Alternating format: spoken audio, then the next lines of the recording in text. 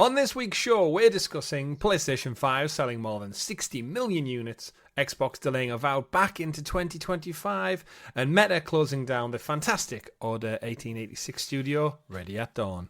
All that and much, much more on this week's GamerGuild Podcast.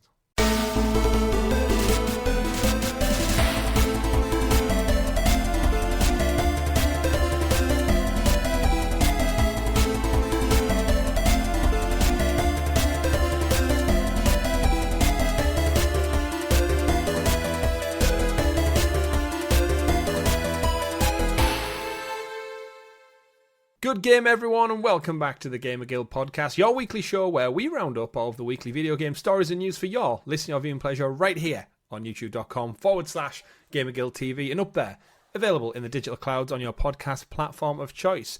You're joining myself, Chris, this week, alongside the man of many pixels, Mr. Richie. Welcome back to the show, Chris. Thank you. Yes, I'm refreshed. I've been on holiday and so refreshed, in fact, Richie, I'm going to go away again next week. So just for our audience members so they know, yes, I've done Italy. Now I'm off to France with the family. So looking forward to it. But I did listen in. I did tune in last week, you and Rob. Amazing show. I've got some updates from my thing. I know you brought a couple of things up during the show that I would have been interested in, so I've got some quick fire answers for our audience and for you and Rob out there as well. But of course, we do have a great show lined up for everyone listening and watching along. But before we get into all that, don't forget to like, subscribe, and ring-a-ding-ding that bell so you are kept in the loop with all of the great content we do here on the channel, like this very show, our weekly live streams, our retro look-backs, and much, much more. But you won't get all that unless you follow us, you like us, you subscribe. Do comment down below, just to help out with the algorithm. And of course, you can become a guild hero from as little as 99 pence, where you get the show early. So why not contemplate doing that as well? It'll help us out a lot as we embark, Richie, on the next year of GamerGuildTV, because actually this episode's quite special. It is. It's episode 52, so we've done a whole year. We made it.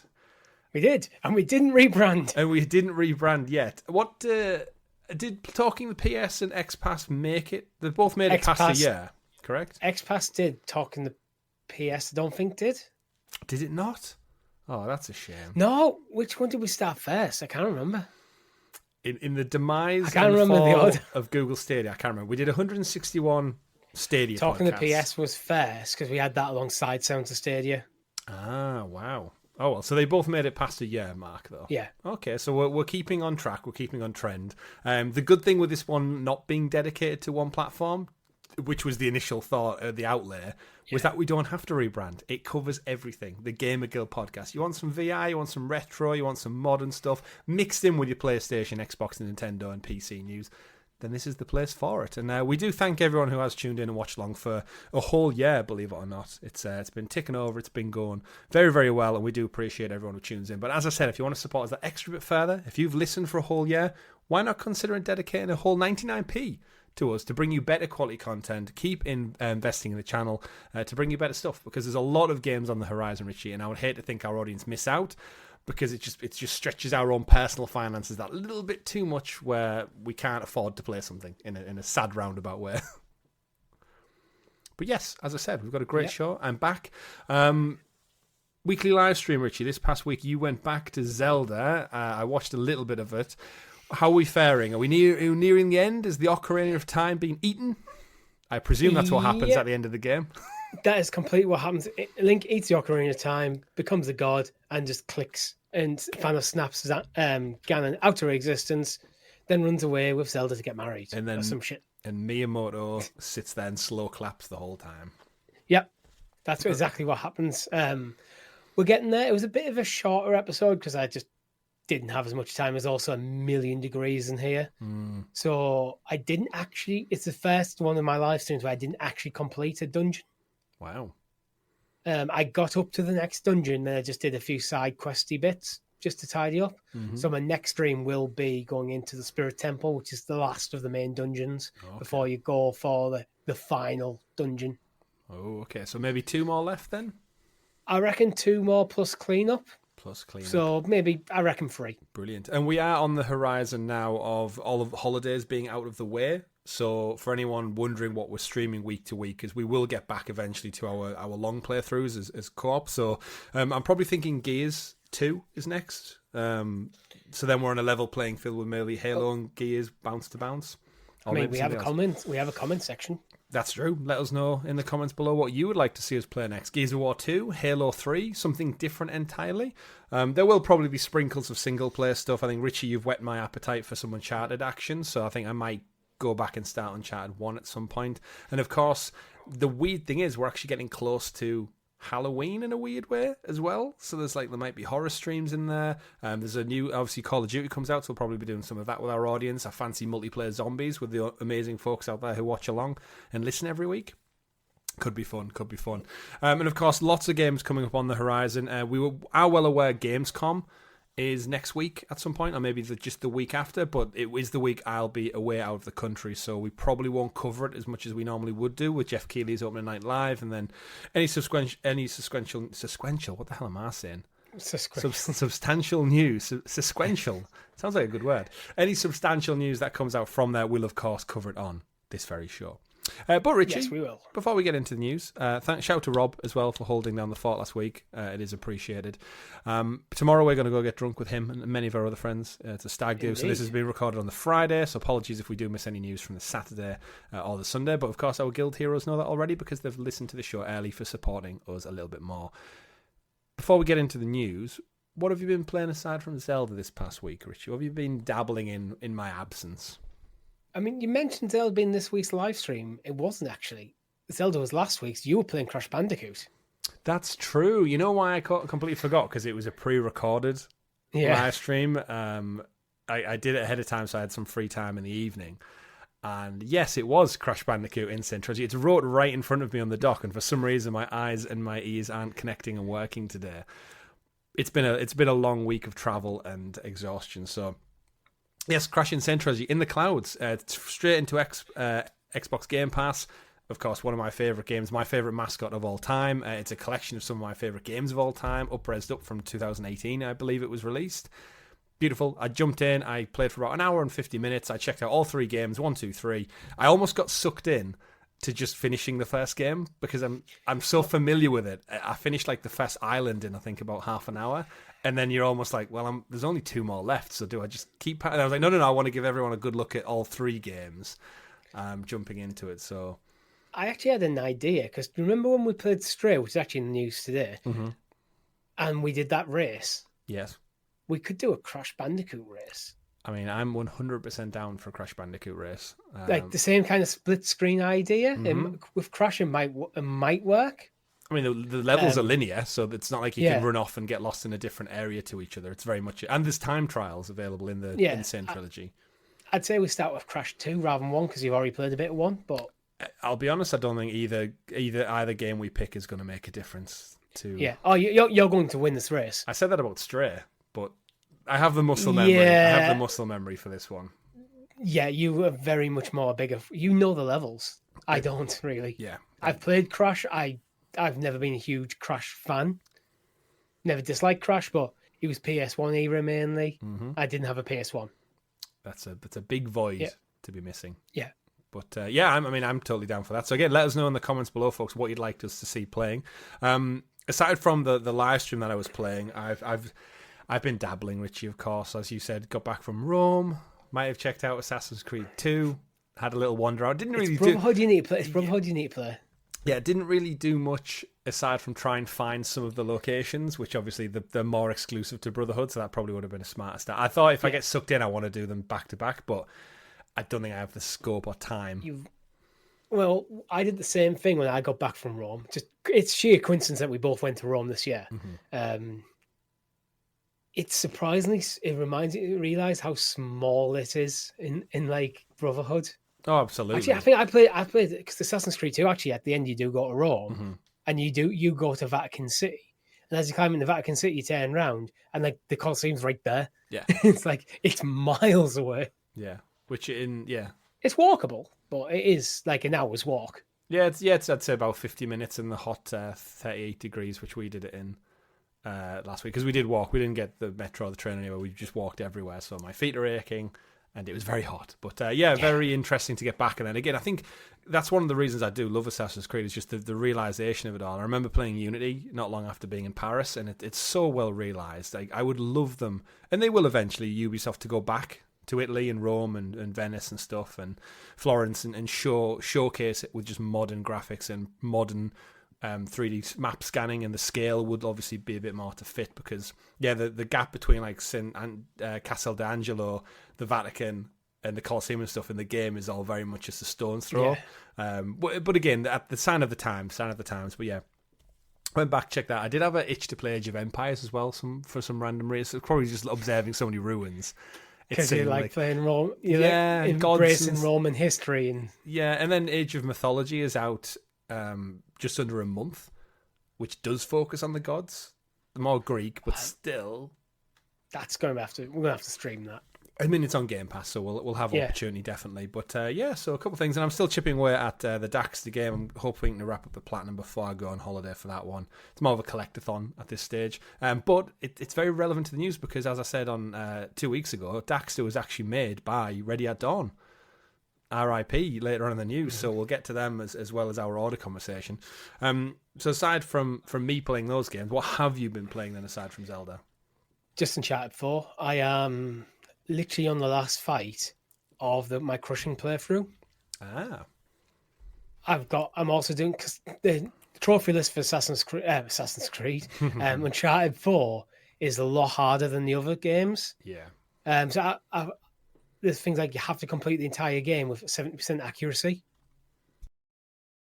I am currently about 78% accuracy, and I'm about to do the last fight, which does not involve a gun.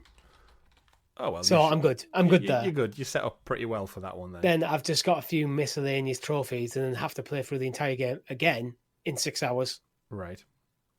That's doable. Yeah, it's doable. But I need that's one where I need to find time to book out a 6-hour period where I can just sit on my arse and play Uncharted undistracted. I'd love them to do an Uncharted in Rome. Like they very much do another Uncharted. I mean that's too, but they very much stay away from cities, actually, don't they? Like you have a couple of parts where especially in 4, where you go through, is it in Madagascar? You go through like a town, but you're not you don't get a chance to walk around and explore and it's really just like a small market area you go through. Yeah, it's not like and I know they're not really open world games, but I think when it comes to history and relics and digging up the past, I think setting something in the city of Rome would be a nice step forward and chat to go in, still with like the little mini pockets of open world like we saw in 4 and Lost Legacy, but maybe with a little bit more. And I don't want them to go fully open world, because it puts a strain on the devs to focus on detail. I don't want them to go open world. I wouldn't go more open world than Lost Legacy, and that's not. There's only like one section of the game is a bit more open. I like the fact that they're quite linear. Yeah, I think it keeps the story moving forwards. Yeah, it does. Whereas open world games have always run the risk of you getting distracted with side content and the story fizzles out, regardless how good the writing is. Yeah, that's a fair point. I think if it was something similar to the Madagascar bit, but just maybe like a more dense populated area for you to explore, rather than just emptiness. Yeah. But again, we don't know what not. I'm sure Naughty Dog have got plans to push on. We'll probably see. We saw it from The Last of Us to Last of Us 2, to be fair, how more open world that game became. So who knows what to do with 3. It's still quite linear, though. It is. It still keeps you moving forwards. Yeah, they are quite tactful. That's what I appreciate about them. It is. So Uncharted 4 Platinum on the horizon then. Yeah. And then where do we go after this? I'm going to play through Lost Legacy. Just to round things out, but I have the platinum in that already. So it's just to round out my playthrough of the franchise. Still never played Golden Abyss, so Sony, port it, please. Hey, you can borrow one of my Vitas. I've said that before. If you want just a cheeky weekend to play through, I could borrow I'm going to rest on my laurels here and go, Sony, port it. Get it on PlayStation, on the home console. Maybe. Even if it's via cloud. But do let us know in the comments below what you guys have been playing out there. We are starting to head into the busy period. So I think before we get into the actual news, Richie, I'll just quickly summarise what you and Rob were talking about last week. so the audience has my thoughts on things. Really quickly, last week's summary, Star Wars Outlaws. Yes, it's day one for me. It's pre-ordered. I get to play it, I think, 4 days early with the Gold Edition. I think someone in our Discord, I think Hjovar possibly in our Discord was saying, or was it Big Lauren? Someone was saying they'd pre-ordered the Gold Edition as well. You get a couple of days early access. I'm very fortunate that my birthday is like within the same week. So my wife is thankfully getting it for me. It's a nice, easy present of what do you want for your birthday? There's literally an Amazon link. Thank you very much. Also, can I play it a couple of days early because it comes? Yes. You're an adult. You don't have to wait to unwrap it on the actual day. So Star Wars Outlaws, I'm in. I know you two looked at some of the previews. I know Rob was very, very critical of some of the maybe biased conversation around the wording of some things. I don't care. It's Star Wars. It's open world. Our audience already knows how big of a Ubisoft fan I am anyway. The whole collectathon map, open world Ubisoft thing, it works for me within moderation. I think it's been a long time since I played Valhalla. It's been a long time since we had a Far Cry. I never actually ever really started Avatar other than our first look, so I've not played a Ubisoft-esque game in a good while. So the fact that this is Star Wars and it's getting good early previews and it's for my birthday, I'm down. I'm down for that. So yeah, Star Wars Outlaws day one, absolutely. Or day minus 3 or 4, whatever you count it now with. What happens when a game launches across 3 different dates? I don't know. It's like T minus 3. I find it weird getting a game early because the smart money is to wait for a game to have a month or 2 out so they can actually fix the game after launch. I'm fine with that. But, second point, the Astrobot controller. Fuck yes, I'm all in on that one. Yes, fuck you're yes. Right. So much so they went live to pre-order this morning. If you missed out, guys, if you listen to this on Monday over the weekend, you've already missed out. They're sold out pretty much everywhere. So I don't think they'll actually get here till the 6th of September. So it's a pre-order in the bank. I got mine from PlayStation Direct. I think, disappointingly, Curry's in the UK were doing it for £10 cheaper than everywhere else, which is, I guess, a tactical move on their part, but they sold out everywhere, so they've just cost themselves £10 per unit now. But I guess, again, if you got it from Curry's, good for you. You bargain hunted and you got it. I didn't want to risk that. I just went PlayStation Direct, bang on 10 a.m., got my pre-order in, sorted. And yeah, the control looks great. I don't know if you guys actually touching it, but the touchpad, the eyes light up within the touchpad. I didn't touch on that. I didn't realise it did. Yeah. I mean, I straight up said it looks better than the standard DualSense. It does. But yeah, they light up within it. Which is rare, I think, for a novelty control to look better than, for me, the base ones. I think sometimes it can be a bit too much. Yeah, I think the Astrobot one is perfect. The white on white kind of does it for me. I think you were saying with the sacred symbols being like that very fine blue. Looks really, really tidy. But yeah, I absolutely love that one. So that's in the bag pre-order. Do let us know again in the comments or in our Discord if you manage to get yourself one, because I'd imagine these things are going to be either a scalper's dream. Because even me, I'm like, do I open it? Of course I'm going to open it, because I'm not one of those who just buys things to then sell in 20 years' time packaged. I might keep the packaging to maybe put together neatly again in some weird, sad, futuristic way. If you ever break glass in case you need money. Yeah, I mean, I've got an entire shelf behind me that's set up for in case of emergency. But yeah, the controller looks great. I can't wait to get hold of it. And of course, Astrobot's so close as well, Richie. We talk about Outlaws, but Astrobot's 6th of September. That's less than a month away. Yeah. And that game looks hype. Moving on though, the Xbox Blue translucent controller that was announced. Also, fuck yes. But for my brother. Not for myself. Come on, I'm player one. I ain't having that. That's going straight to our Lee. I get Rob's point with like the knockoff Mad Catz controller, because your parents wouldn't want to pay full price for the second controller. Yeah. But when it's a genuine Xbox controller, fuck, that looks amazing. Yeah, it does look cool. And back in the day, I was always jealous. I never had a Nintendo 64. I was always jealous of Rob's orange translucent one, because that thing looked fantastic. Me too, and I had an N64, but I just had the standard grey. Yeah, the black and grey one. I have looked. I know when I've been looking at, like, I got my PS3, I got my Blue Vita. I've looked on eBay for some, and like the translucent turquoise blue one is probably my choice if I was to go for one, but you're looking at like that or purple. Yeah. I'm not so keen on the purple, because when it came to the Game Boy colours, my brother had the translucent purple Game Boy. I had the turquoise blue, which is maybe why I'm more inclined to get the blue N64. It's just like that's my palette that I had. For Nintendo tech. So, but on eBay they're like 150 upwards So it's like hanging around for a good bundle. Some of them do quite good bundles online. That's not actually that's not too bad actually for the limited edition ones. Some of them come with games as well, and the Rumble Pack still and stuff. So if you can get a good deal, the great one's like 70 to 80 quid depending on the condition. So it's just biting the bullet. Paying like 100 to 150 for like a special edition one, it's probably worth the difference. Yeah, I would say so. I think that's where if you were to buy an N64 and you bought a standard one for 80 quid, and then you saw a translucent blue one come for 130, you'd regret not buying it. Yeah, just for the sake of it. Well, the turquoise ones came out a bit later. So there's ice blue one going for 65, but then people have got buy it now in box for 300. So there's probably quite a lot of disparity. Ice blue 140. Ooh, 165 comes with 3 games. Mario Kart, GoldenEye, World Is Not Enough. Hey, that looks like a good one. 3 controllers, 6-game bundle. This is where Chris buys an N64 live. This is where you get the controllers, and the controllers are knackered. Ooh, it comes with a Competition Pro controller, which looks like a Mad Catz one. Well, that's where the N64 analog sticks are so terrible at wearing out. I was surprised when I got my Switch one. Yeah, and it's actually quite snappy. Like it springs back to place quite quickly. It doesn't rattle at all. This is weird. That is weird.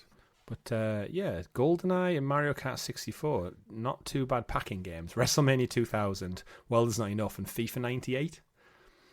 Not bad. 165.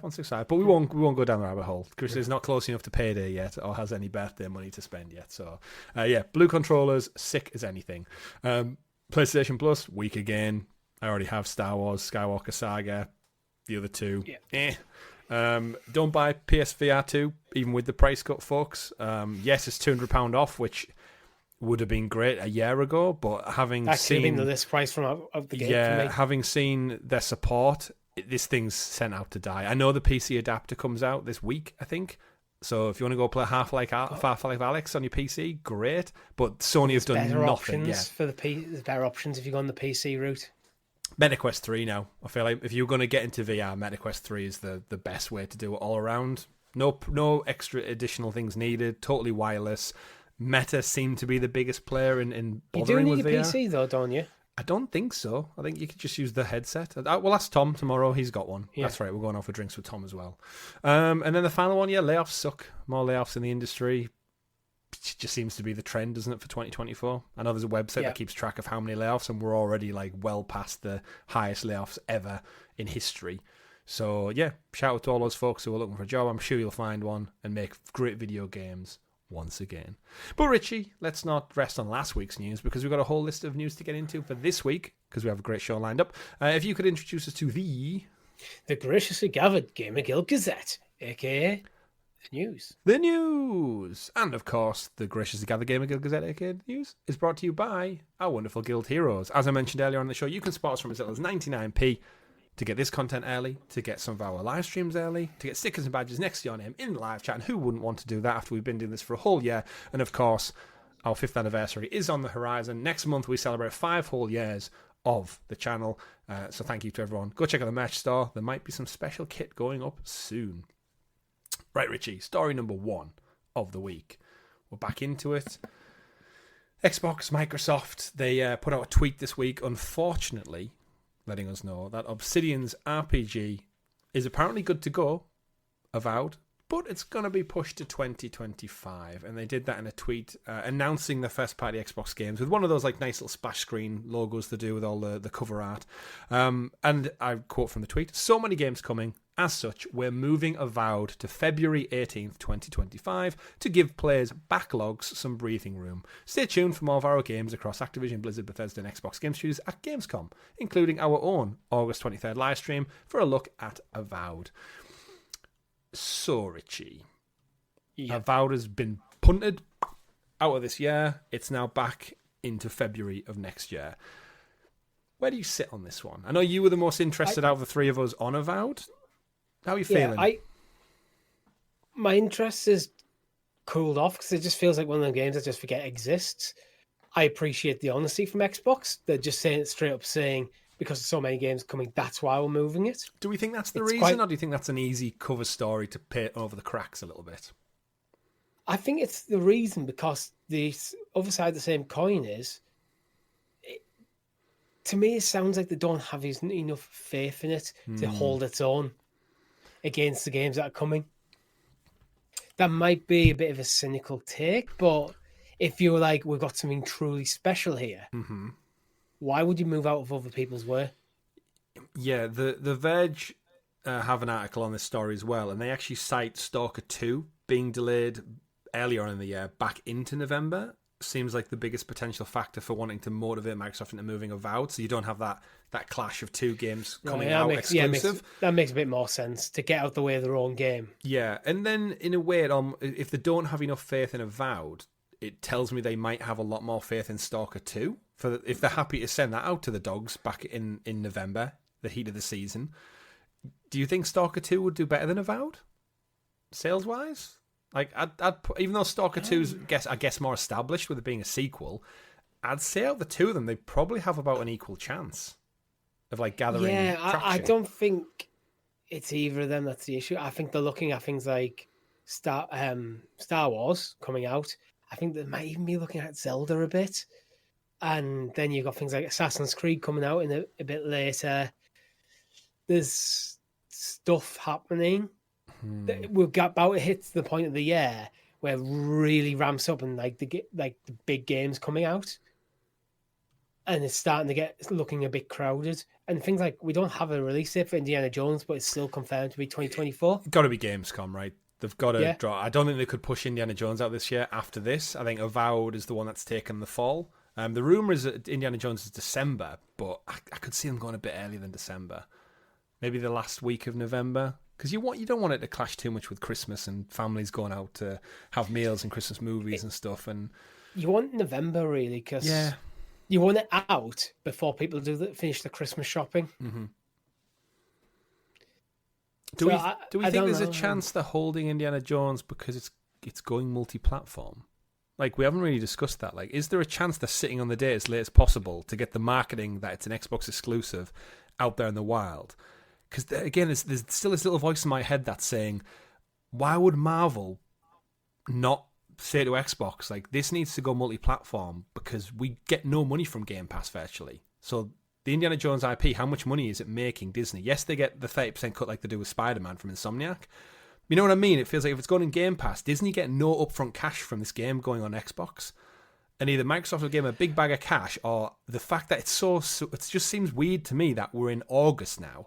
This game comes out in the next three odd months, and we don't know the date, which is like, are they just going to Gamescom, boom, and it's also coming to PlayStation and PC? I don't think that's a smart move from Xbox, because then it further waters down Xbox. Agreed. Mm-hmm. I think they're better off at least holding it a year. I think the smaller titles or multiplayer titles, get them straight onto everything, because that's your best chance of surviving. Mm-hmm. You look at Helldivers from PlayStation, getting it on PC is probably one of the big success stories of that game. Mm-hmm.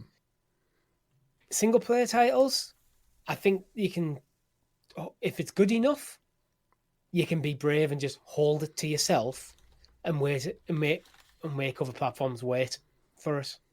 Because then you can double dip, really.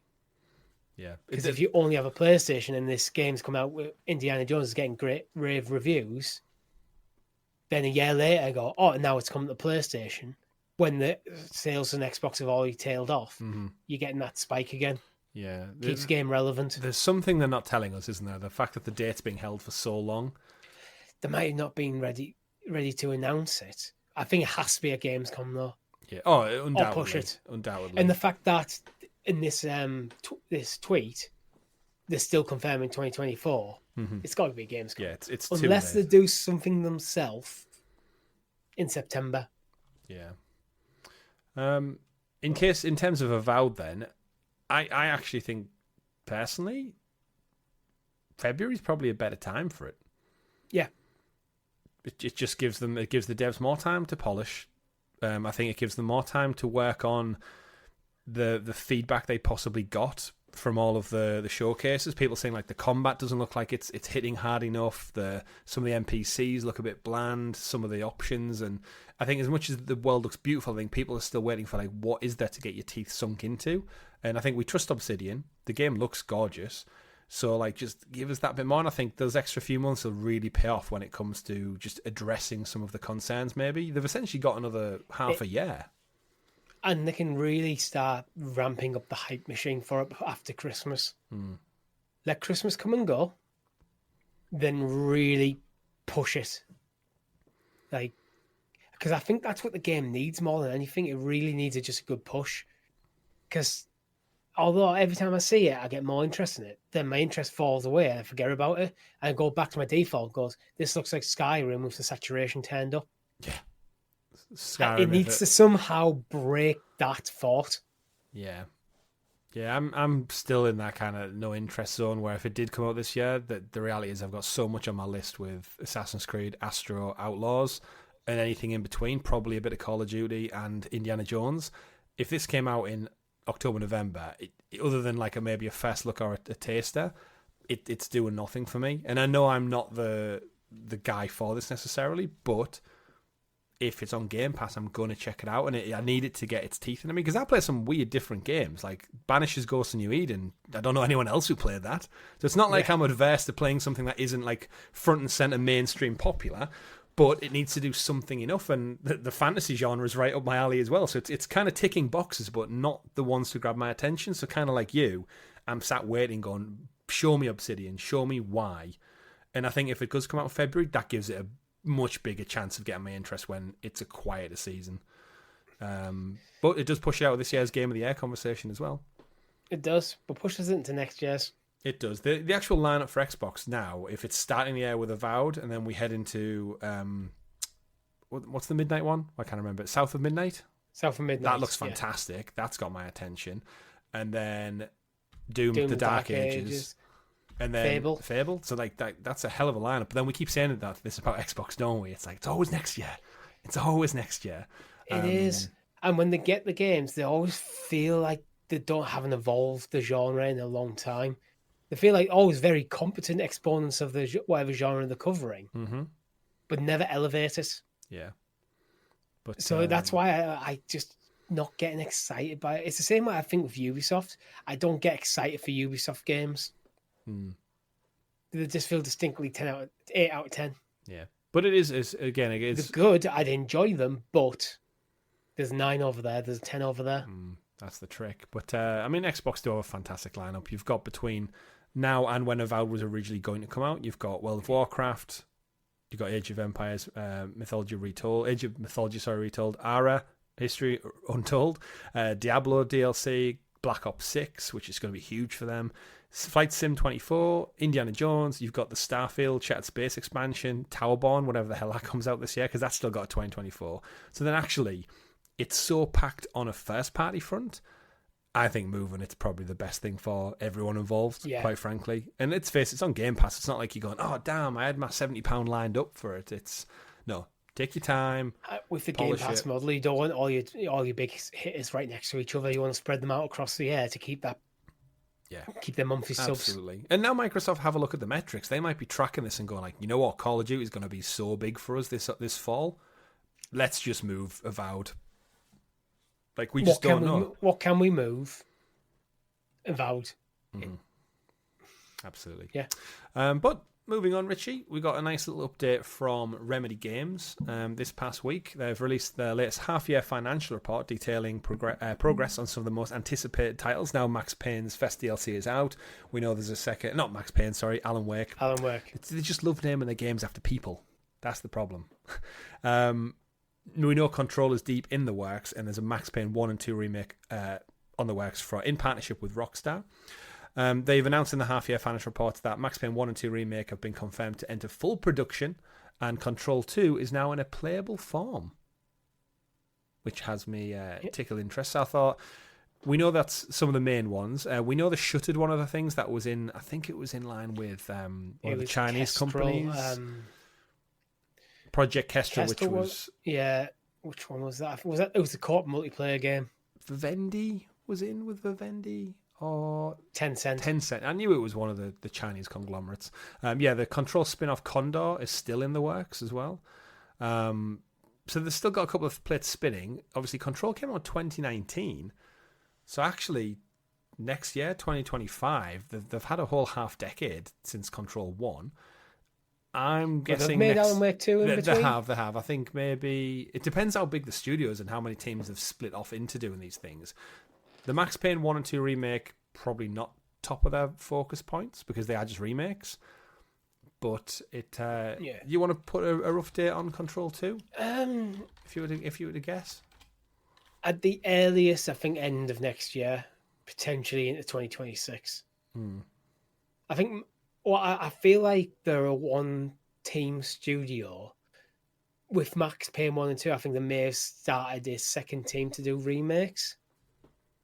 So they're have two main projects on the go. But there again, they have things like Project Kestrel. I know it was cancelled, but there would have been a team working on that.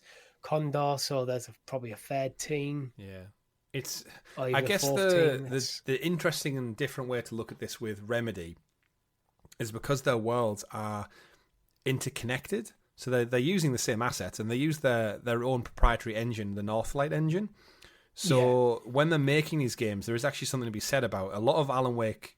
The Alan Wake DLC had Jesse from Control in it, and like the Federal Bureau is interwoven throughout. I think a lot of the physics and stuff just mirror across all of their games, and the reason that doesn't really bother me is because they're in the same universe. So it's not like I'm looking at these games going, "Oh, they look too similar." They are. Yeah. They're in the same world. So I think that could maybe allow them to cut corners a little bit with production. I wouldn't say cut corners, but streamline production. Yeah, that's a better word, yeah. So rather than having one team working on this game, one team working on that game, one team working on that game, you might go, this is our asset generation team, and here's a list of the jobs you have to do. We need to create a model for Jesse, you need to create a new model for Alan Wake, you need to create a new model for Max Payne, that kind of thing. And then you got your narrative team, you got your programming teams, and all of... That might be the way their workflow works. Rather than splitting the studio into different teams working on different games, every team is working on every game. But I'm excited. I love Remedy. For me, they're a PlayStation studio in all but name of like being actually owned by Sony. It does feel like the next pair. If the video game industry wasn't going through this period of consolidation after the massive purchasing boom, I think Sony would have been buying them. Yeah, after Control, I was like, yes, get on these guys. Max Payne, I'm intrigued by a little bit. I did have Max Payne 1 or maybe 2. I got it for my birthday when I was like 15 or something. I played it for like 6 hours straight, and then it never saved. And I remember going back to the next day, and it was like, that new game. And I was like, no. And then I never got fully back into it. Because like I feel like, when there's just so much energy had just been lost in the whim of a memory card, it was like shit. But... Yeah, I'm not sure about Max Payne. I think if it wasn't Remedy and the goodwill they've made since Control and Alan Wake 2, I don't think anyone would care. It's Rockstar as well, so I feel like the GTA crowd have a little bit of a soft spot for Max Payne, just because it's in cohesion with Rockstar. But we'll have to see as it creeps up. It is a remake, so it's fairly cost effective. But yeah, give me that Control sequel and the final Alan Wake pretty quickly, Richie, because it's nice to see it all being connected. And as you said about PlayStation acquiring them, if we weren't going through some things, yeah, I would have thought that. Speaking of a studio, though, I did think they would have acquired it once upon a time. Story number 3, the Order 1886 developers Ready at Dawn have been closed by Meta after a short stint making VR titles for the previously Facebook studio. They were only purchased back in 2020 to help with the MetaQuest headsets, but unfortunately they are no more. And with immediate effect, PlayStation fans in particular, might remember them for PSP's God of War entry Chains of Olympus, which I know a lot of people have huge fond memories for, and Ghosts of Sparta. They also made the handheld spin-off of Jak and Daxter, which I'm currently playing. Daxter, ironically, just been ported to PS5 with the PlayStation catalog library. They also they ported Okami to the Wii U, but I think we all know them predominantly for the Order 1886. Yeah. And they've gone, Richie. And this is just another one of those signs where in another world we would have got a sequel to The Order. I think you and me have waxed lyrical more than enough now about why this game, a sequel, could have done so well because the premise, it's the such world. It's such a good game. Its Metascore is only like 63, but I think that was entirely because the length of the game was too short and had no replayability, which I understand why people will be upset by that. But the game is actually so good. If you take the finance out of it and just play the game for what it is, it's an amazing game. It's an amazing IP that really deserves a sequel. Mm-hmm. I think if the Order hit, our PlayStation hoped it would. Because to be fair, the game's about as long as like Uncharted 3. It's a bit shorter. I didn't finish Uncharted 3 in a weekend. I did. Oh well. It's like Uncharted 3 is like, well, bear in mind you can literally need to finish Uncharted 4 in 6 hours. That's true. It's a bit shorter than you want for a AAA experience, but the polish is there. Do you think because The Order's more cutscene than game, that 6 hours feels a little bit more truncated? If you look at actual gameplay, it might be closer to 4.5. Because it is very Kojima with cutscene heavy, which I don't mind in games. Like Kojima gets away with it. But Kojima's games are longer. Well, yeah, that's the counterbalance, isn't it? Is are you getting that perceived value for money? But I think you're right. It really is a shame because I think that they had something special, and with The Order 1886, it might not be the perfect execution, but for me, it's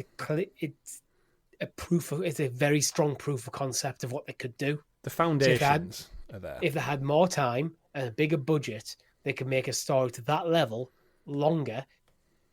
Expand on the gameplay, make it a bit more intricate, have more different weapons, more different enemy varieties. Just make that game, which is bigger, and for a sequel. And then you got yourself a franchise that could easily spin off into movies, into TV shows, especially now. Mm-hmm. And they probably would have been bought by Sony.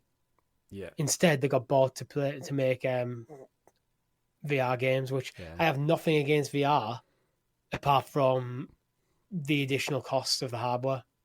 Which makes it just not viable for me personally. And if we're all honest with ourselves, it's also a massive step down from making AAA big games. VR, there is just sort of that reality where VR is just it'll never be as popular as mainstream console gaming. It's always a supplement to it. But in regards to The Order, it could have done such an Assassin's Creed 1 to 2, like jump forward. Everything you've described there, I think our audience know by now. Go and watch our full playthrough. We actually put the full playthrough up in one complete video package this week to commemorate Ready at Dawn being closed down. But for everything, we actually had that edited a few weeks ago. Ironically ready to go, like we knew the news. But it's one of them where it's like I do hope, and part of me still believes that Sony own the IP. And if Ready at Dawn have gone, maybe at least try and buy it back from Meta and be like, look, you guys aren't going to make a VR game with this, so. But Sony, I think Sony probably already passed on it. But it depends if they own it or not. Like, they own Bloodborne.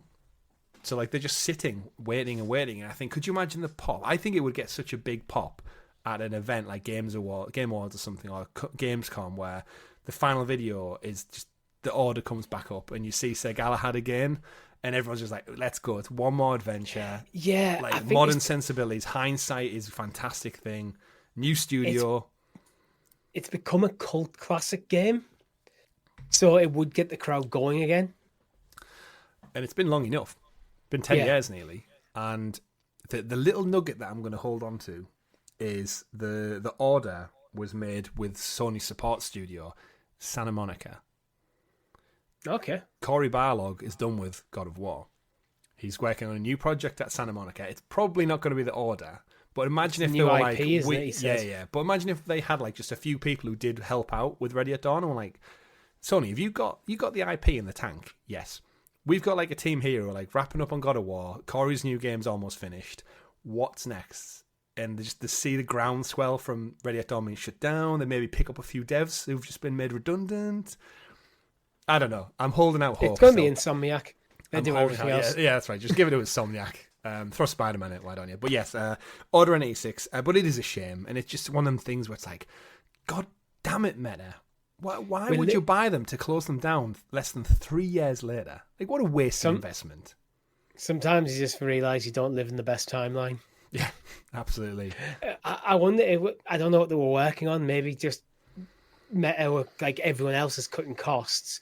And unfortunately, if they're not working on something that Meta's looking at, this is profitable, or maybe they're very early in development, they're easier to close than someone who's years into development on a game. Yeah, agreed. In a world, we live in the timeline where we got a Knack 2, but not an Order 886 sequel. So, RIP, Ready at Dawn. You made some great games, mostly for PlayStation, ironically. But they need some elixir. Yeah, they do. They need some elixir to bring them back. But Mark Zuckerberg and Meta done you over there, unfortunately. Moving on to our next story of the week. People who aren't being done over is Sony. PlayStation 5 officially reaches its 60 million units sold milestone with an official number of 61.7 million consoles sold, with 2.4 million particularly purchased in Q1 of this year. As part of the latest financial report, PlayStation announced that they did see a decrease of 900 units when stacked up against the same period last year. However, they did make huge gains in other sectors, like an increase in the overall operating income. They can put this down to big titles that were released last year, as opposed to this year, where they've more likely leaned on second-party deals and third-party deals. But, Richie, overall, PlayStation 5 swimming along pretty decently still. They are, I still kind of feel the PS5 doesn't have any like generational defining games from first-party studios yet. No, and a lot PS4 of them were cross-gen. had loads. I just can't think of anything PS5 is PS5 specific from a Sony first party that goes, that is why you should buy the PS5. I mean, yeah, Ragnarok was PS4 as well. Horizon Forbidden West was PS4 as well. Miles Morales was PS4 as well. So Spider-Man 2? Spider-Man 2, was that? Yeah, that was only PS5, wasn't it? So it's more of the same at the same time, though, isn't it? So it wasn't anything groundbreaking to say, like, whoa, PS5. Like, that would be in the list, but it can't be the list. Yeah. I mean, I love my PS5 because it is my PS4, just better. Yeah, but that's how it still just feels. It's PS5 Pro. Yeah, Pro. Yeah. How many Pros can you add? How many layers could you stack that PS4 Pro till you get a PS5? Probably quite a lot because it's a big mother. This one. Give me Ghost of Tsushima too. I think at least just announce it, guys. Yeah, it's been a while, but Sony financials doing quite well. Interesting side note to it all though is the Nintendo Switch in its 7th year wasn't far behind. I can't remember the exact number, but I was reading an article saying that I'm pretty sure the Nintendo Switch still sold in like the same number, only like 1 million less than the PS5. Yeah, which is just the Switch is just like insane. But they've had quite a couple of big releases, really. In like first party in comparison, whereas PlayStation's had a quiet year. They're determined not to sunset that thing, aren't they?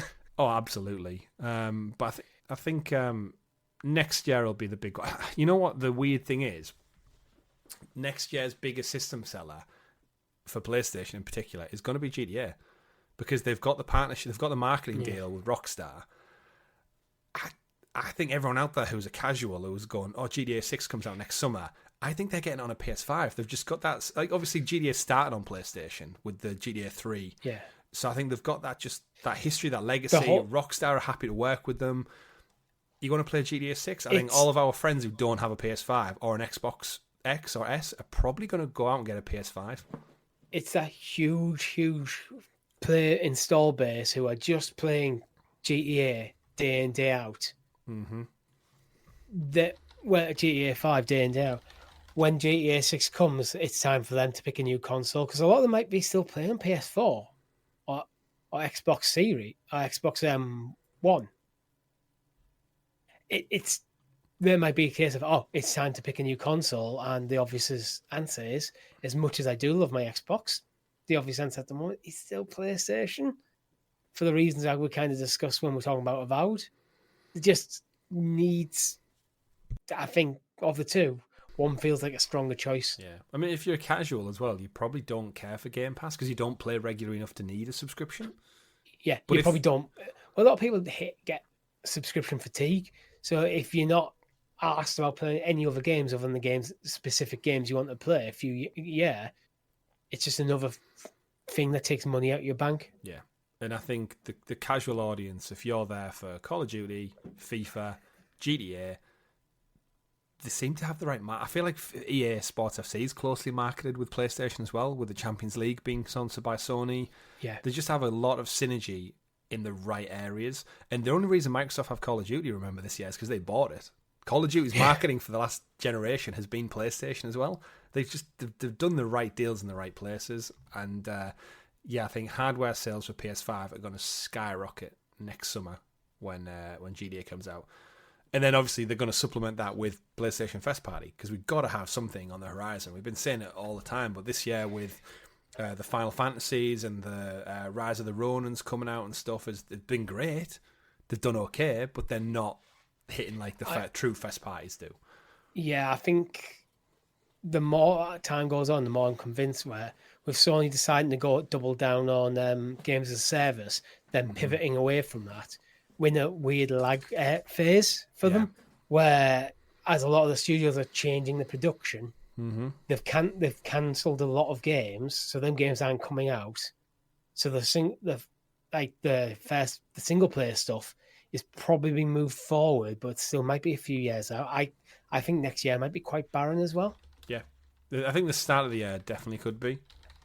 I think but then I think 2026 onwards, you might really start seeing them get back into gear, into the swing of things. Yeah, I mean they have to, right? That's the great thing, is at some point. Yeah, the swing of things with Wolverine. Yeah, or Ghosts 2. Ghosts 2, yeah. Or Last of Us 3. Naughty Dog next year will probably be ready to announce whatever they're working on. A Blue Point. Blue Point at some point. Come on, Blue Point. We'll make a game. Oh, they have to be. But you mentioned Sony Santa Monica as well. Yeah, next year they might be ready to announce something. Yeah, I mean we know Corey's split off well before Ragnarok into doing his own thing, so he's got to be 3+ years in development after God of War 2018. So, and he knows his shit. So it's such an interesting time heading into it. But maybe if Sony were wary about the profits dipping this year, they should have done a SEGA and acquired Rovio, the makers of Angry Bird. We covered it many moons back on this show, but Sega's it's very much just financial reports week, by the way, ladies and gentlemen. Sega's acquisition of Angry Bird's maker Rovio has actually helped boost the company's video game profits by 181% year on year. So yes, they dropped a good chunk of cash as they acquired them for $625 million last August, but compared year on year, that's quite a favourable jump, Richie. Sega not really had much out, I think. If you're looking at the list, they've got Sonic Generations X, and that's about it. Have they had a Total War game out? Maybe. Rob was on about Total War last week, right? That's what he's been playing. Yeah, he's Warhammer series, yeah. I thought he was going to say Space Marine then, actually, when he was discussing it last week, because I don't know if you've seen the Space Marine hype, but the previews for it, everyone's been raving about it. Basically saying it's Gears of War. Looks gorgeous, plays gorgeous. 3-player co-op. I actually looked last night to see if there was a co-op, like a friend pass. So, like, if I buy it, can I give you a code and maybe Rob a code or someone in our audience and like, play it together? But it doesn't seem that way. So I'll probably play it myself on single-player mode. But I'm hyped for that. But yeah, Sega, not really got much going on. So thankfully, the Angry Birds are helping them out. 181% year on year is showing that it was a worthwhile investment. And if it keeps track, they'll pay off that investment pretty soon. Yeah, I mean, Angry Birds is one of them franchises, because I don't really play mobile games. I forget how strong the IP remains. I know how prominent it was when it first came out, but that was in 2009. You know, there's basically been an Angry Birds release every single year since 2009. I believe that. I remember the Star Wars spin-offs and all the other ones. Yeah, there was like 2018 didn't have a release. And there was another one. 2020 didn't have an Angry Birds release. Every other year since the first game came out has had an Angry Birds release. This year hasn't, though. Just Sonic Rumble. Before microtransactions, Angry Birds. It's the same with Plants vs. Zombies and everything else. Back when you paid a game for like $1.99, you had the full game. And there's a third feature film in development. There is, as is the Sonic 3. So I think Sega have got their profits coming in elsewhere from this year. They do have Metaphor ReFantasio in October. and Football Manager, which usually makes the money. Football Manager is like Sega's FIFA, isn't it? Put it out. Football nerds will play it, and it will make you money guaranteed. Yeah, it probably won't make you more money or less money year on year. Mm-hmm. I'd imagine it's roughly the same because they're probably catering for pretty much I'd imagine it's a fairly saturated market because they're kind of the only real football management sim of any real note in the game. But no one else is doing it. Yeah. So yeah, why not? Why not? But it's nice to see Sega doing good. Right then, moving on. Let's move away to some video game news specific to actual video games rather than just companies and financials, because this is not just a financial podcast. Star Wars Outlaws revealed their post-launch roadmap. I know you and Rob touched on the game's previews last week. We now know as launch creeps ever closer on August 27th, if you have the Gold Edition, like me. You'll be getting exclusive missions called Jabba's Gambit, a character pack, which is I don't give a shit about.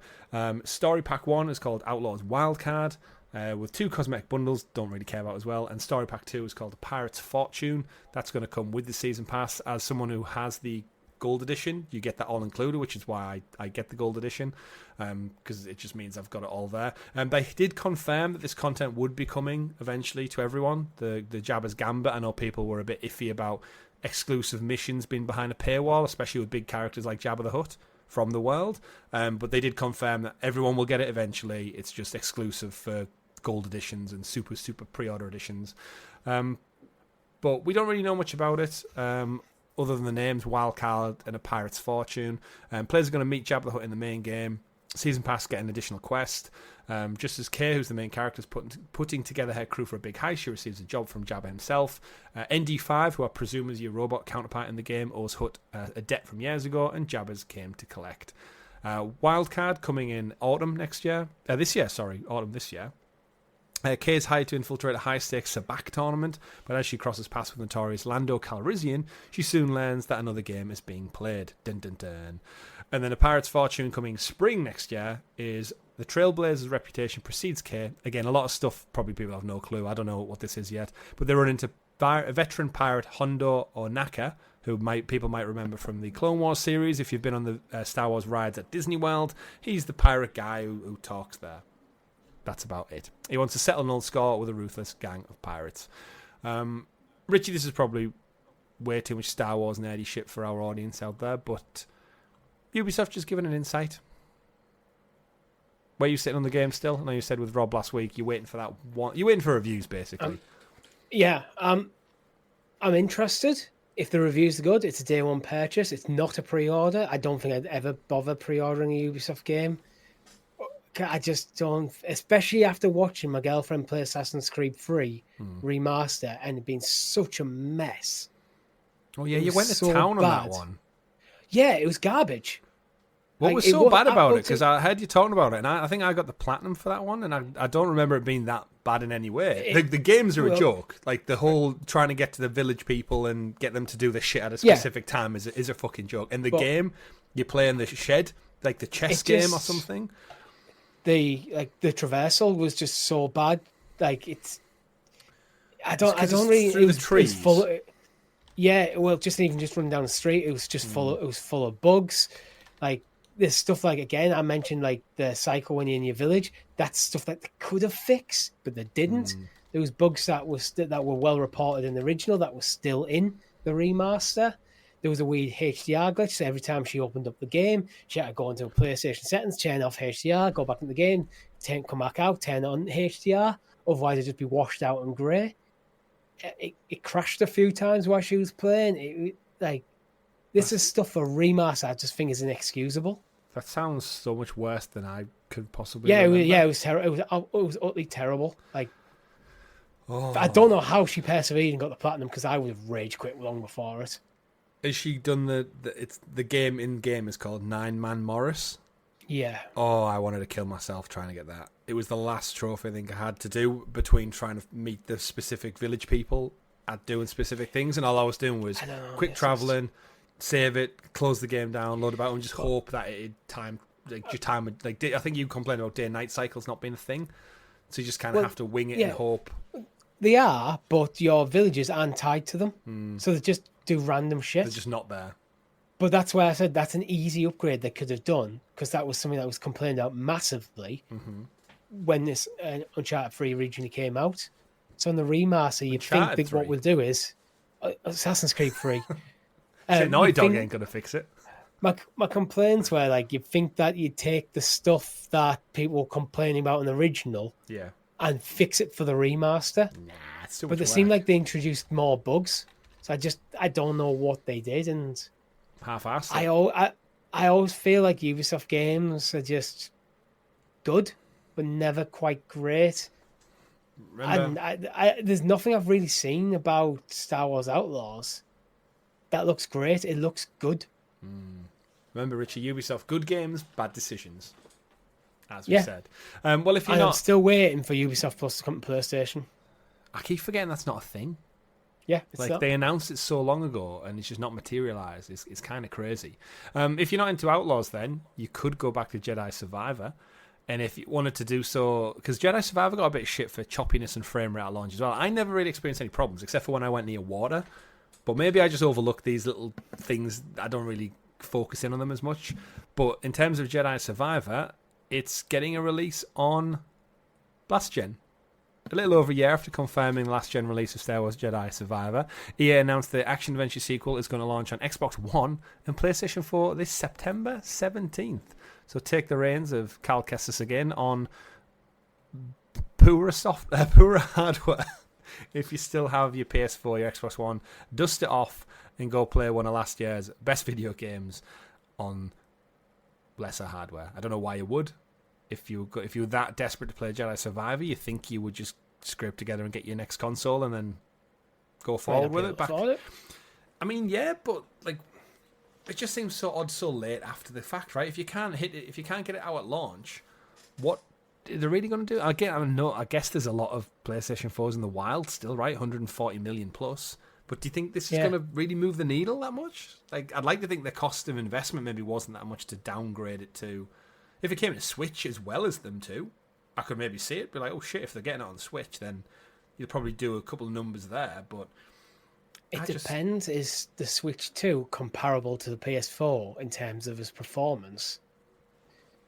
There might be a speculative thing, because we don't have the full information, because we don't know what the Switch 2 is looking like, or whatever it's going to be. And as I said, there's a lot of PS4s in the wild.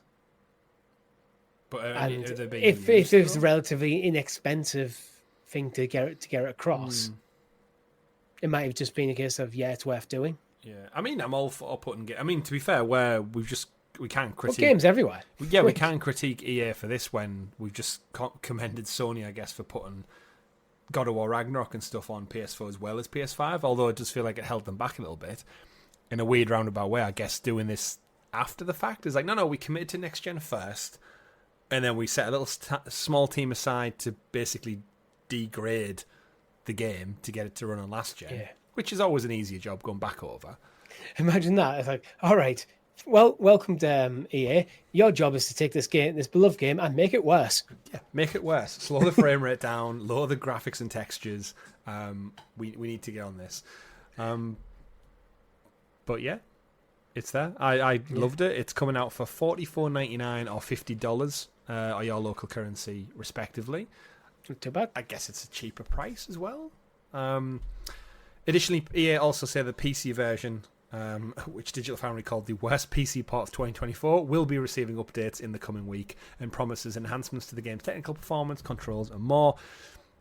I think it's a little bit too late if the game's been out for a year now. I think PC is where most people have the problems, whereas again on PS5, didn't have an issue. I got the platinum, so I played the game more than enough. Hoo-ha. Yeah, I think that's one of the things you need to fix quickly. Yeah. One thing we won't have a problem that doesn't need fixing quickly, Richie, is a game that's been around for so long. We're giving another rebundle. Following sightings of the new Definitive Edition over the last couple of days, a Doom 1 and 2 bundle has showed up on Steam, and now it's also cropped up on other marketplaces such as PlayStation, PS4, PS5, and the Microsoft Store as well. It's going to come in at around £8 or $10. And as early reports confirmed, the game's going to come with a bunch of extras such as DLC, a new story campaign, and some mod content as well. So we love Doom here. We do. So why not go check out Doom 1 and 2? I think... just scared the shit out of myself. And anyone who's watching on video, I've been playing YouTube trailers the whole show.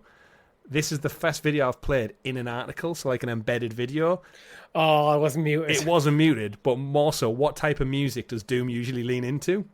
Oh, full on like metal. Yeah, just absolutely made my heart skip a beat there. So if anyone wants to rewind the video 10 seconds and watch me just absolutely shit a brick when I click play on this trailer... Whew. Okay, Doom 1 and 2. Richie, we've played these, right? I think I got it on Stadia initially when it launched, probably one of the previous times, and then I played it. I think when I got my Razer Kishi and I wanted to test out xCloud. It ran great. I think I played about half of it. I mean, I should hope so. Yeah, Doom's one for the ages.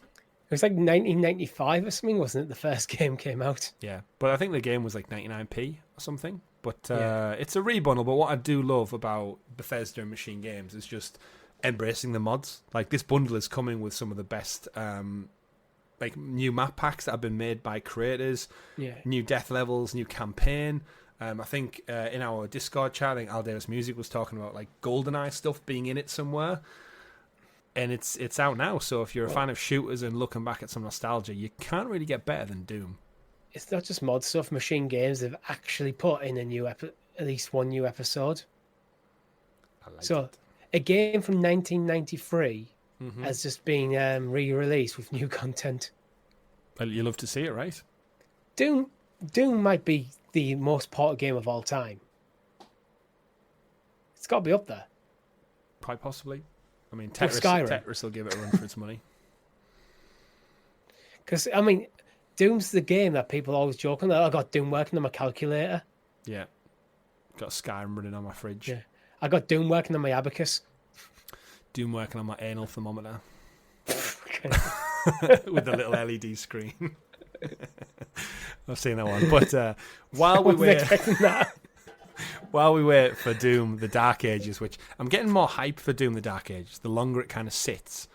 Have you played any of the new games? Yeah, we played 2016 now, I want to say. The first, like, kind of the recent reboot.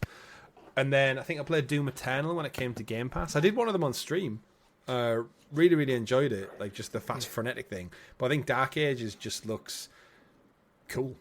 Like, there's something about that, like, high fantasy and flying a dragon, which just makes me get. And I think because it is part of Game Pass, I'm going to get it anyway. So, like, I might as well get excited because it's free, right? It's free. Yeah. Although by the time it comes out, you and me will have had to have made a decision on our Xbox All Access. So it'll be interesting.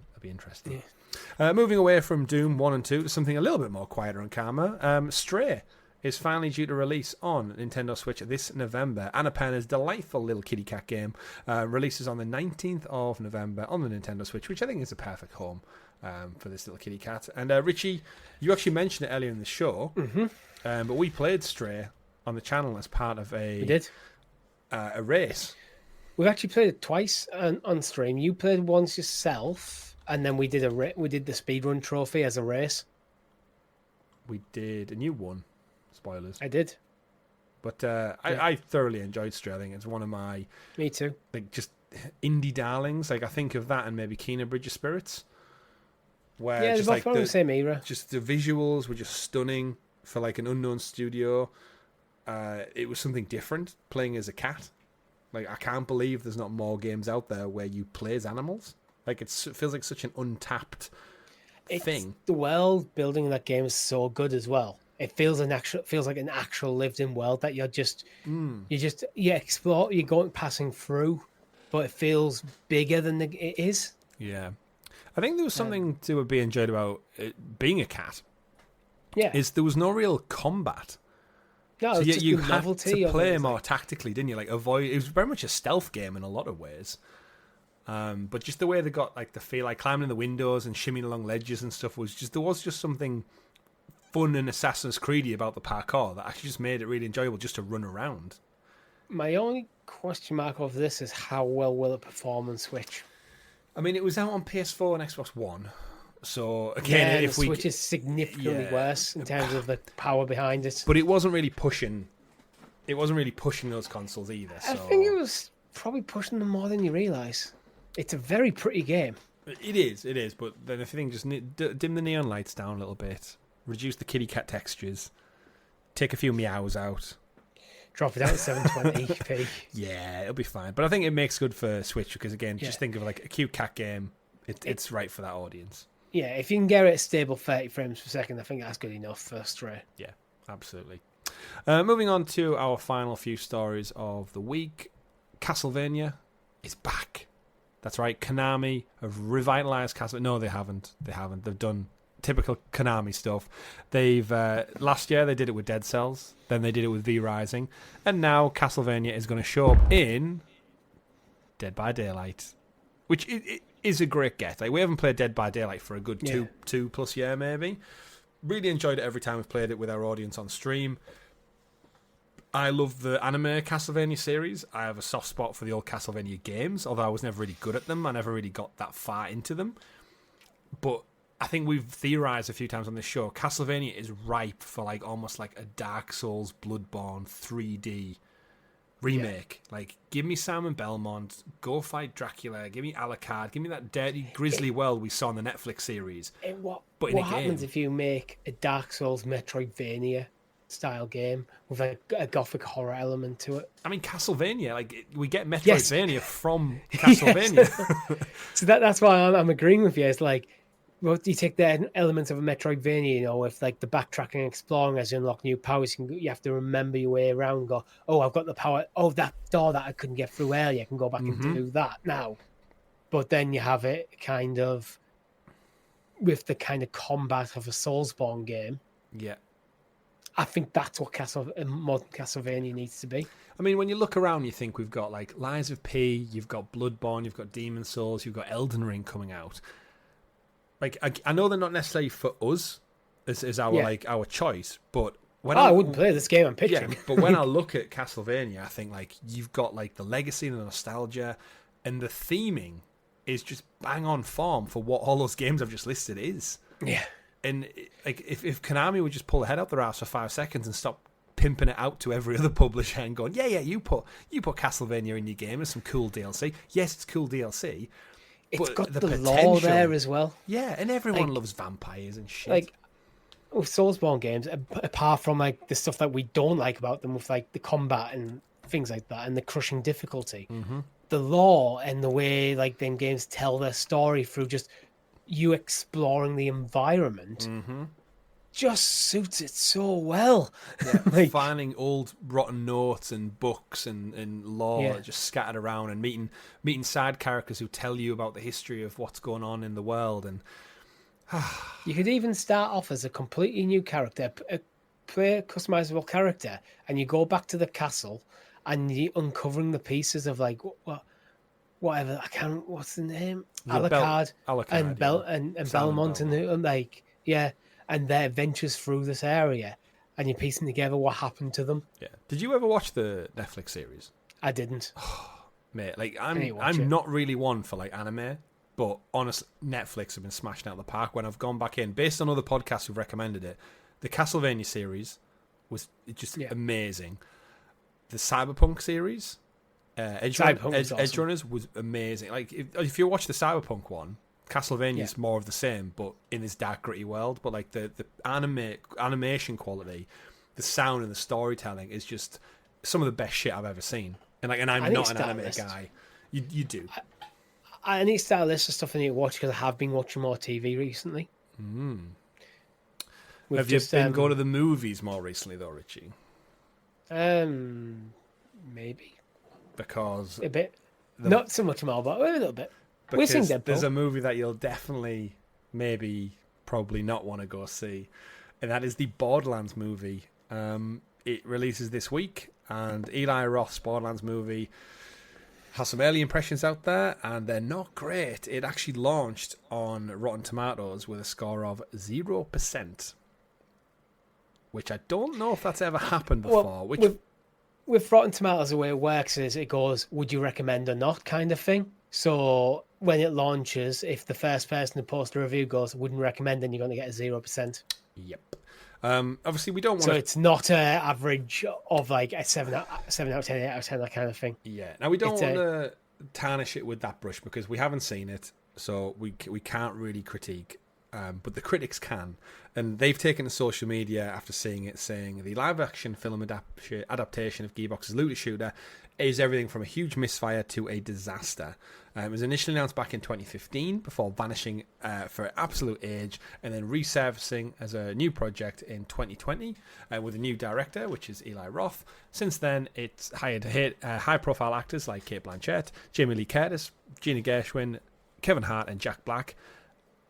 Signed onto the project, giving fans hope that it wouldn't be terrible, but evidently, seemingly it is. Borderlands is a disaster, says Bite-Sized Breakdowns writer. Filled with every cliche you can ponder, this film swaps the mayhem and imagination of the games for a lifeless, unfunny, and visually repulsive dud with annoying characters and a cast not 1 ounce of chemistry. Scathing. I feel like this is one, if you're a big fan of the games, you'll probably enjoy it just for seeing your game brought to life in live action. But aside from that, it sounds like everything's bad. They said Jack Black's performance is great. No surprise there. Yeah. But everyone else, it just seems like an odd thing. I think Jamie Lee Curtis and Cate Blanchett are like oddly old for this movie, to put too fine a point in it. Like, I feel like Borderlands...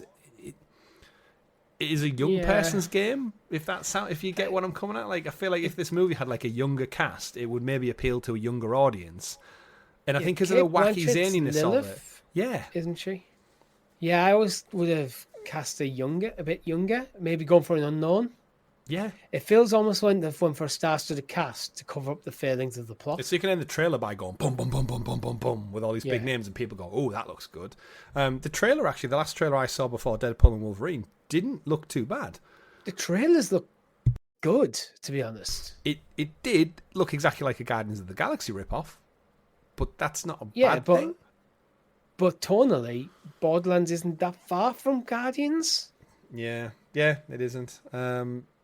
Let's have a look at another review from Loud and Clear Reviews. Writer Edgar Ortega, liking Borderlands to a movie, an out-of-touch executive thinks he's the cool kids and finding appeal. He slammed it for its obnoxious quips that feel dated as soon as they leave the actors' mouths before declaring it, "Not even so bad, it's good, just a complete mess." So it's not even like a good bad movie where you can enjoy how poor it is. It just seems like it's just bad. Full reviews of major publications like Empire and stuff and Rolling Stone will no doubt be up probably by the time the show goes live. But if you're willing to take a chance on Borderlands, it is launching. Well, it's out now. Yeah, you going to see it? I'm open to go and see it. I don't know.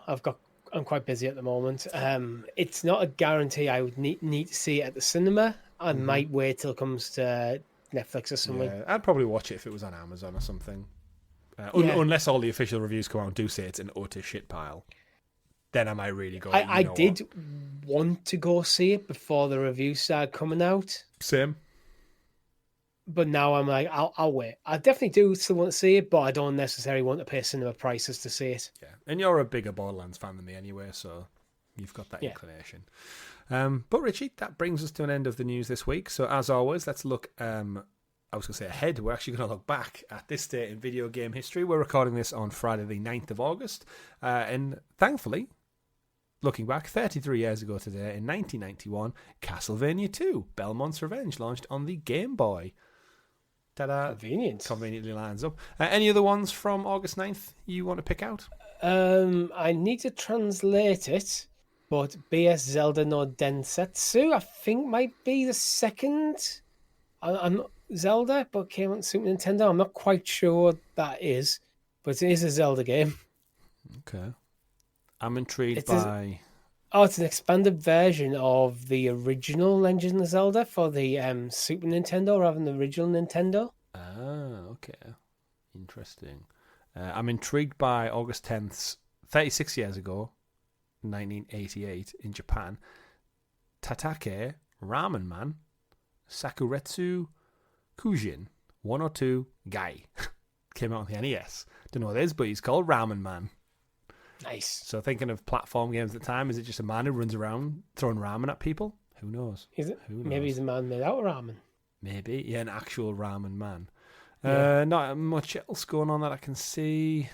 It feels fairly quiet. Yeah, I'm scrolling ahead a couple of days. Paper Mario, a beloved game, came out on the 11th. There's one. I'll pick from the 11th. Everybody's Gone to the Rapture came out 9 years ago.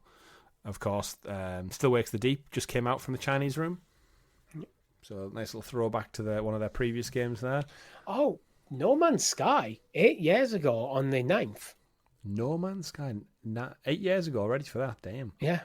Just look at that. It took game. 8 years. It took like 6 years for it to become a good game, though. But it came out. Did, but as we say, a good game's never broken if you support it for a further decade to make it good. 8th of August, Dead Rising came out on the Xbox 360. Dead Rising Remake just about to come out next month. Oh, here's one for you, Chris. I skipped ahead to August the 12th. The PC. The PC. It just says PC 43 years ago. The PC. MS-DOS. August the 12th, did you say? Yeah. 43 years ago, 1981. Just PC. Just PC. PC. That must be Windows PC. Because we've got... No, it's pre-Windows. It's MS-DOS. It says Microsoft in the thumbnail. Yeah, but it's before Windows. Oh, right. Okay, I see what you're saying now. Wow. Who was the first PC? Is it Alan Turing with his Turing machine? After the code brain uses the code, like the full, like an actual able to calculate and compute things. I think that's one of them where it depends how you define what a personal computer is. Because you could yes, Turing definitely made advancements, but some of the stuff he used, he probably stole from someone else, and they're stole from someone else. It's look on Google. Yeah. If you go the first computer, it was Charles Babbage, which I feel like I've heard that name, which probably in 1820. A mechanical device that used steam and hand crank to calculate values and print the results into a table. Not too dissimilar to an engine. It could only compute numbers. But that's what they used to call them, isn't it? Like my computing engine. Computing machine. Yeah. Charles Babbage. Shout out to Charles. Let us know in the comments, when was the first what you would define as a modern PC? So therefore it's a box you plug into the wall to get electricity. It has things like a screen. It can be text-based. Well, there's Alan Turing invented the computer science.